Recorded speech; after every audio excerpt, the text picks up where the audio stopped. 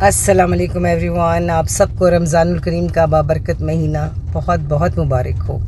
इस बाबरकत महीने में हम कोशिश करें कि हम किसी का दिल ना दुखाएं, किसी को तकलीफ़ ना दें, किसी के साथ ऊंचा ना बोलें, किसी को हकीर ना समझें, किसी को गरीब ना समझें। और हमारी यही कोशिश होनी चाहिए कि हम अपने रोज़े के साथ साथ बहुत अखलाक से पेश आएँ और पेशेंस रखें और टॉलरेंस रखें अपने रवैयों के अंदर।